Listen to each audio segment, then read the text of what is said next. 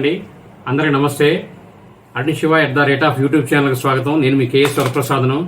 ఈరోజు మీకు ఈ వీడియోలో వ్యాపారం స్టార్ట్ చేయాలి, మనం కష్టపడదాం, ఏ వ్యాపారమైనా పర్లేదు అని అనుకునే వారికి నేను చాలా కాలం చేస్తున్న వ్యాపారం ఒకటి పునుగులు బజ్జీలు. ఈ వ్యాపారం నేను చాలా కాలం నిర్వహించానండి. ఇది కొద్దిగా సహనం కావాలి, ఓర్పు కావాలి. ఈ వ్యాపారం అనేది అసలు కొంతమందికి అవగాహన ఉండదు. అసలు ఏంటి పునుగులు బజ్జీల వ్యాపారం చేస్తే సుమారు ఎంత పెట్టుబడి పెడితే ఎంత వస్తుంది అనేది చాలామంది తెలియదు కదా. వ్యాపారం చేసే వాళ్ళకంటే కంపల్సరీ దానిలో లోతుపాతులు అని తెలుస్తుంది. మీరు వ్యాపారం చేయదలుచుకుని ఇంట్రెస్ట్ ఉంటే ఈ వీడియో తప్పగా ఆఖరి దాకా చూడండి. మీకు ఒక సమస్య పరిష్కారం అనేది లభిస్తుంది. మనం ఇప్పుడు పునుగులు బజ్జీల వ్యాపారానికి మనకి ఏమేం కావాల్సి వస్తాయి, ఎంత కావాల్సి వస్తాయి, ఎంత పెట్టుబడి అవుతుంది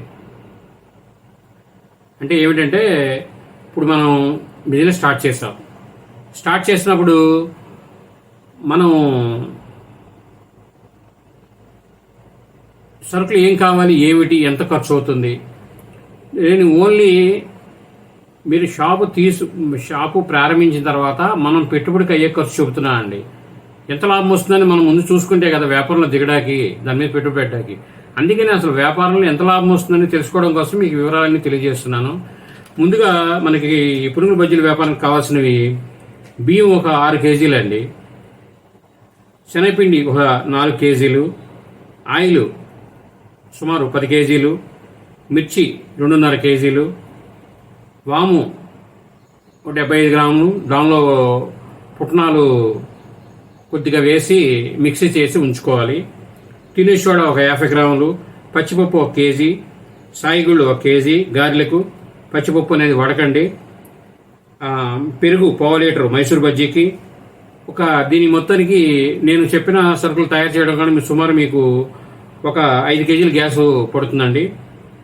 మేస్త్రి తయారు చేసే అతనికి మనం ఒక పూట సాయంత్రం పూట 4 2:30 కాడి నుంచి వచ్చి రాత్రి దాకా చేసినందుకు మేస్త్రి కూలి మేస్త్రి కావాల్సి వస్తుందండి. అలాగే మన పొట్లాలు కట్టడానికి ఒక మనిషి కావాల్సి వస్తుంది. పుదీనా కట్టలు ఒక 5, సాల్ట్ ప్యాకెట్ ఒకటి, జీరా, ఉల్లిపాయలు. మనం ఇవన్నీ తీసుకొచ్చుకోవడానికి మనకైనా ఖర్చు, కిరాయి, ఇవన్నీ వీటికి ఏటి ఎంత అవుతాయి అనేది మీకు తెలియజేస్తాను. బియ్యం 6 కేజీలు 120 రూపాయలు, శనగపిండి 4 కేజీలు 480 రూపాయలు, ఆయిల్ 1200 రూపాయలు, మిర్చి 200 రూపాయలు, వాము పొడి 40 రూపాయలు, తినే సోడా 20 రూపాయలు, పిండిమర 150 రూపాయలు, పచ్చిపప్పు 100 రూపాయలు, సాయిగుళ్ళు 150 రూపాయలు, మైదా 60 రూపాయలు, పెరుగు 25 రూపాయలు, గ్యాస్ ఖర్చు 400 రూపాయలు, సరుకు తయారు చేస్తే మేస్త్రి జీతము 600 రూపాయలు, పొట్లాలు కట్టే మనిషి జీతం 300 రూపాయలు. ఈ తయారైన తర్వాత సామాన్లన్నీ కడగడానికి మనిషికి 150 రూపాయలు, పుదీనా కట్టలు 20 రూపాయలు, సాల్ట్ ప్యాకెట్ 20 రూపాయలు, జీరా 30 రూపాయలు, ఉల్లిపాయలు 1 కేజీ 40 రూపాయలు. ఇవి కాకుండా పునుగులు బజ్జీలో వేయడానికి సుమారు 5 కేజీలు కావాల్సి వస్తుందండి. ఇవి మొత్తం మనకి కావాల్సింది. ఇవన్నీ సుమారు 4,405 రూపాయలు. నేను లెక్కేసిన ప్రకారం 4,405 రూపాయలు అయినాయండి.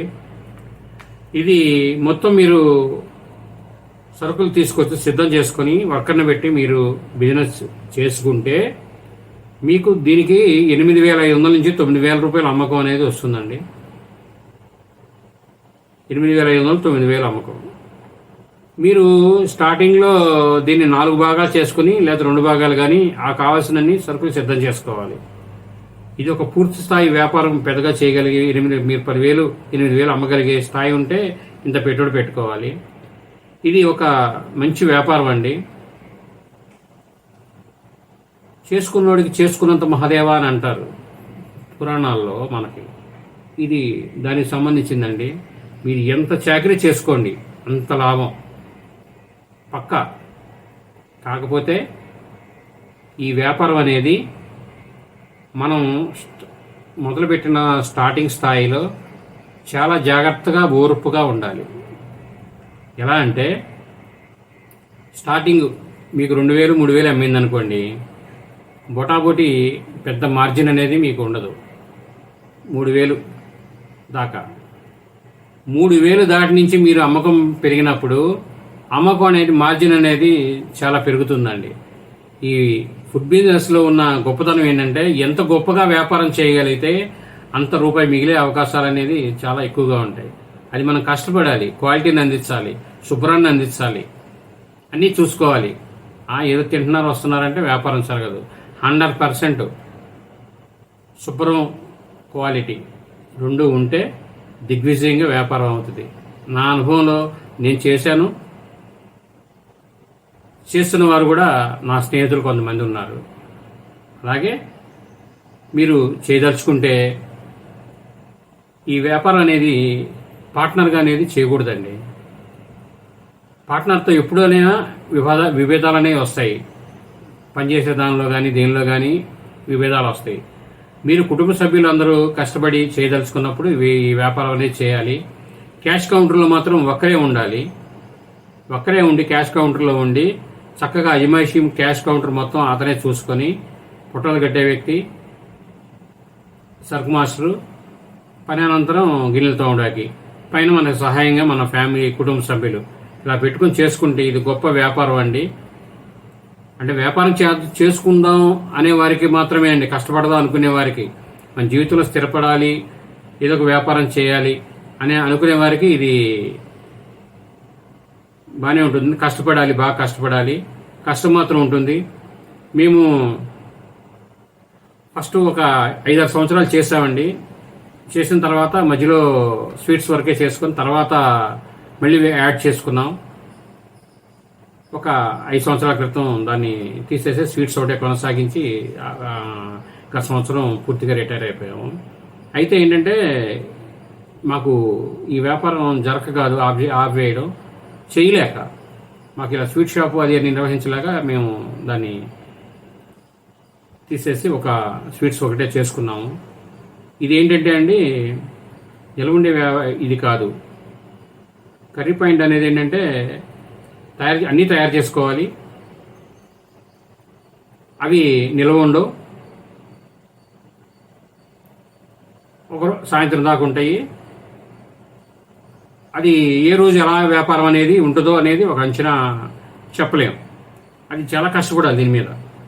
ఇది మాత్రం మీరు వ్యాపారం జరుగుతుంటేనే సరుకు వేసుకుంటారు, మిగిలిన సరుకులు జాగ్రత్త చేసుకుంటారు రేపటికి వాడుకోవడానికి. మెయిన్గా కామన్గా మనకి మేస్త్రి జీతం, పొట్టలు కట్టే వాళ్ళ జీతం, పని అమ్మాయి జీతం, అద్దులు ఇవనేది మనకి మెయింటెనెన్స్ అవుతుంది. అది మనం ఈజీగా క్వాలిటీ అని ఇచ్చి సరుకు సైజ్ ఇచ్చి మనం ఎప్పుడైనా సరే వ్యాపారానికి పక్క వ్యక్తి దగ్గర సరుకు ఎలా ఉంది మనం తెప్పించుకొని చూడాలి. దాని మీద మనం మెరుగు అందించాలనే ఆ భావనలో మనం ఉండాలి. అలా మీరు చేస్తూ ఉంటే వ్యాపారం అనేది చాలా బాగా జరుగుతుందండి. కష్టపడాలి. ఇది నా అనుభవంగా తెలియజేసింది. ఈ సరుకుల రేట్ల వివరాలు అవన్నీ అనేది కొద్దిగా పెరగచ్చు, తగ్గచ్చు. ఇది నేను నిక్కచ్చిగా కాదు, ప్రస్తుతం ఉన్న రేట్లలోని భావించి నేను అంచనాగా రాసినాయి. కానీ టోటల్గా అనేది ఇంత పెట్టుబడి పెడితే ఇంత మిగులుతుందని మీకు అంచనా తెలియజేశాను. కష్టపడండి. కష్టపడితే 8,500 9,000 కాదండి, కరెక్ట్గా 10,000 దాకా, 9,500 10,000 దాకా వచ్చే అవకాశాలు ఉంటాయి. కష్టపడి ఈ వ్యాపారం అనేది ఎంత స్పీడ్ పెరిగితే అంత లాభం పొందుతారు, మీరు ఉత్సాహం వస్తుంది మీకు. కానీ వ్యాపారం నిలబడి స్థిరపడేదాకా మనం ఎక్కడైనా వ్యాపారం ప్రారంభించామనుకోండి, 3 నెలలు మీరు గట్టిగా కష్టపడాలి. మీరు అక్కడ వ్యాపారం పెట్టారు అనేది అందరికీ తెలియాలి. దీన్ని మీరు ప్రమోట్ చేసుకోండి. ఎలా? క్వాలిటీ రూపంలో కానీ, ఒక బ్యానర్లు కట్టుకునే రూపంలో కానీ, ఒక సైకిల్ మీద ఒక మైక్ లాంటిది పెట్టి తెలియజేయడం కానీ, అలా ప్రమోట్ చేసుకోవాలి మనం. ప్రమోట్ చేయకుండా బోర్డు పెట్టుకొని సరుకు పెట్టుకుని కూర్చుంటే వ్యాపారం జరగదు. వ్యాపారం కష్టపడడం ఎంత ముఖ్యమో, చేయడం ఎంత ముఖ్యమో, ప్రమోట్ చేసుకోవడం కూడా అంతే ముఖ్యం. దాని తర్వాత క్వాలిటీ, నీట్నెస్. ఈ వీడియో చాలా నిదానంగా మీకు తెలియజేశాను. ఈ వీడియో పూర్తిగా చూసినందుకు ధన్యవాదాలు. మేము మరిన్ని వీడియోలు చేయడం కోసం మా ఛానల్ని లైక్ చేయండి, షేర్ చేయండి. తప్పకుండా అందరూ సబ్స్క్రైబ్ చేసుకోండి. నేను తర్వాత చేసే వీడియోలో మీకు ఒక షాపు పెట్టడానికి మీకు మెటీరియల్కి ఎంత ఖర్చు అవుతుంది, దానిలో ఉన్న కష్ట నష్టాలు అనేది తెలియజేస్తాను. ఆ వీడియో కూడా మీరు చూడండి. Thank you.